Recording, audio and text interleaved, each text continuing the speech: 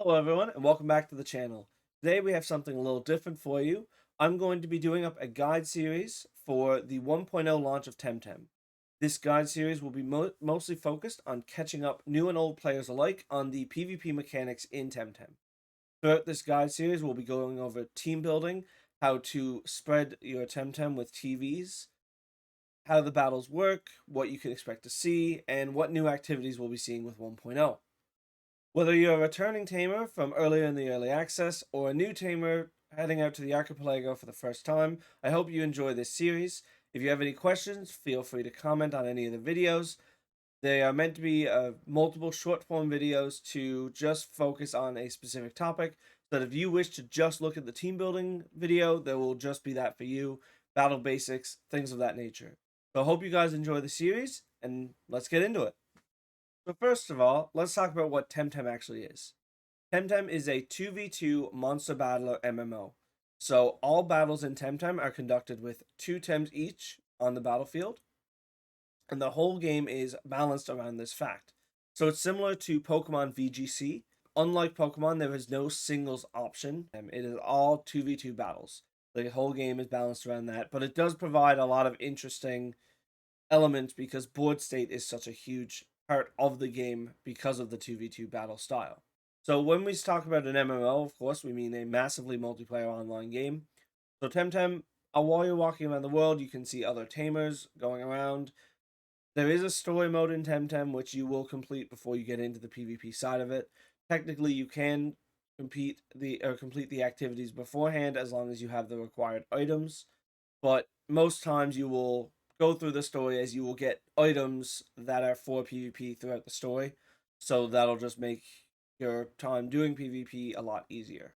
So you might be asking, why would you play Temtem over something like Pokemon or any of the many monster battlers that are coming out? The biggest thing that sets Temtem apart, in my experience, is the no RNG battle system. So in Temtem, there is no RNG in the battles or in the calculations. Everything is, you can calculate it, there's no surprises, there's no damage rolls, there's no crits, there are no misses. Every ability just does exactly what it says. A move will say, for example, how long Temtem will be put to sleep. It'll be 2 turns, or 1 turn, or however many turns the move says, outside of limiting factors like traits of Temtem that can reduce status effects. Again, all known quantities. That is the only way things are affected. Otherwise, Hypnosis is a move that puts you to sleep for 2 turns. It will always put you to sleep for 2 turns unless you do something else to affect it. That's it. There's no, oh, well, you could wake up after 1 turn.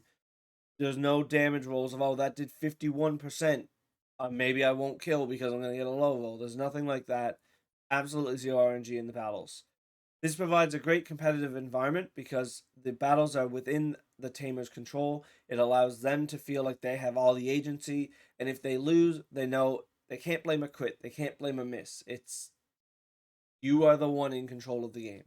Of course, there are times where, you have to make a read, maybe a 50-50 play where it's hard to say exactly what your opponent is going to do. There are basically 2 lines and you have to guess which one is right. But that is also what helps keep the game interesting. You need the mind games that you're playing with your opponent and what they're going to do. The next big thing with Temtem that sets it apart from other games is the draft system. So in Temtem, you will go into a draft mode, which I will go into in further detail into a video, but I've just got something up on the screen here to just basically show what I'm talking about. So you'll take turns picking and banning your opponent's Temtem, and that way that is how you determine what your final team that you will battle with in any particular game will be. This is a bit more interesting than other games in my opinion, because you could have Temtem that are there for specific matchups that, while sure, if they're good in that specific matchup they may get banned, that does open up the rest of your team. And you can have games against the same person with the same team and it play out so many different ways because of how things change in the pick and ban phases. I think of games like League of Legends, where in a 5-game series, you see how the pick ban phase develops over the series. The same thing happens in Temtem. If you're doing a best of 3, best of 5, best of 7 in Temtem, your pick and ban strategy may evolve when you identify different things. And sometimes it's not about lack of research, but a Temtem may be spread in a certain way that makes it way more difficult for your team to deal with than normal. For example, you may face a size munch that is bulky, and your team doesn't have a problem with a speedy one, but a bulky one causes you a lot of problems. So while you normally wouldn't ban size munch, in this case, now that you've learned what it can do, you will need to start banning it. And that's going to mean that you need to change your strategy now that you've got a different ban going into it. That's a basic rundown. Like I said, I will be going into the pick and ban phase a bit more in detail into a future video, but it's honestly one of my favorite parts of Temtem. Alright guys, the next thing that sets Temtem apart from other games is the stamina bar. The stamina bar is a very interesting mechanic, and its role is to affect the pace of battle while also giving tamers the ability to play around it. So you can play around the stamina bar both as an opponent and as yourself by making sure your tem has enough stamina in the rotation to use all your moves. So as you can see in the video here, the stamina bar will go down based on however much stamina a move costs.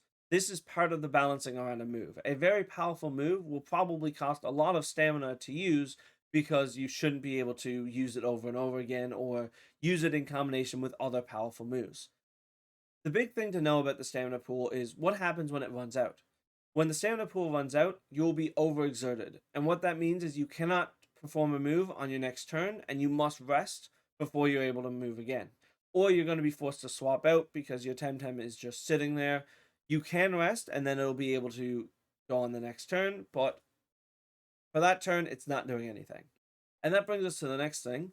Resting is a mechanic in Temtem that allows you to sit on the board and perform no moves, but it will restore your stamina.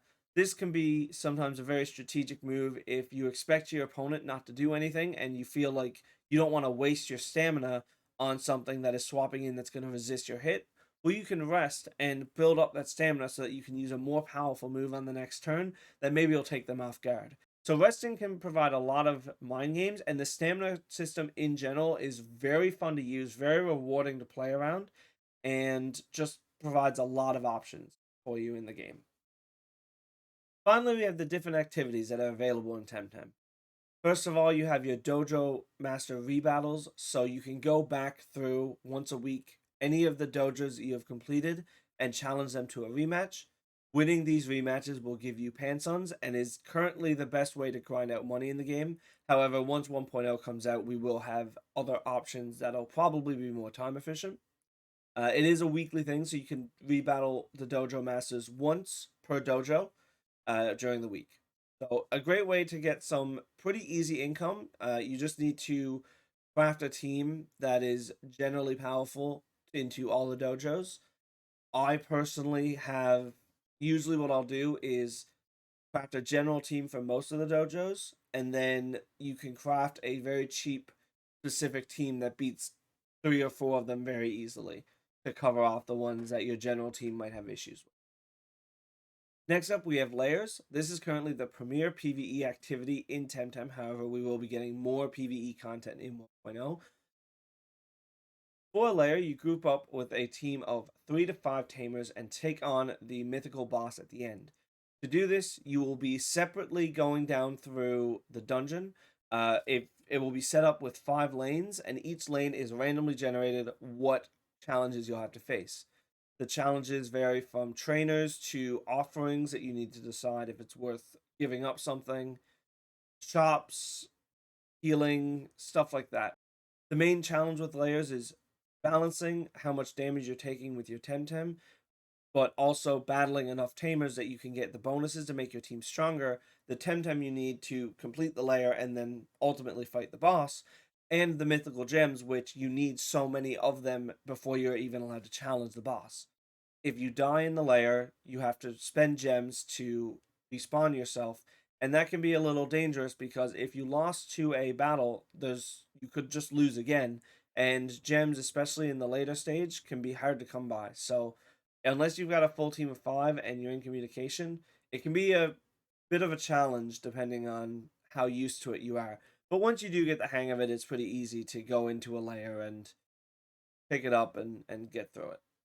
The final activity I'm going to talk about is Scipak. So Scipak has been in early access for a long time, so Most of you, if you've played the game, probably know about it. But it's basically similar to a Safari Zone in Pokemon. However, it is a set Temtem that have increased odds, whether it be Luma odds, which is shinies, or higher base stats, as in higher SV totals or IVs. This is basically used as a time sink in case you want to farm a Temtem to do a certain breed, or if you want to go Luma hunting. That's one of the premier ways to Luma hunt. But again, as I said before, with all the new activities coming out 1.0, we'll see how relevant it becomes and what people will do in the future for Scipak. Yeah, guys, that basically sums up the video. That's everything I wanted to talk about. Again, this was mainly just as an introduction to Temtem as a whole. If you guys are new to Temtem, welcome, and I hope you enjoy the rest of the guide series. If you're returning players, I'm sure you're going to find lots to get excited about. The 1.0 update is looking fantastic. I remember a few months ago even, I said, I don't know how much staying power Temtem is going to have unless they really knock it out of the park with 1.0. For those of you who don't know, they did a golden week, which I'll make a video about, updating us on their plans for 1.0, and everyone agreed they absolutely knocked it out of the park. The showdown mode that's coming that I'll be talking about in a future video, Tamer's Paradise is looking fantastic. Everything is looking great. I'm so excited for 1.0, and I can't wait to explore it all with you guys. So if you liked the video, make sure to like it, and if you had any comments, questions, or concerns, make sure to put them down below. And if you think of anything you might want to make, or you might want me to make a guide about, feel free to let me know. If I have time, and if I think it's an interesting topic, absolutely I'll make a video. So thank you guys so much for watching, and I'll catch you guys in the next video. Peace.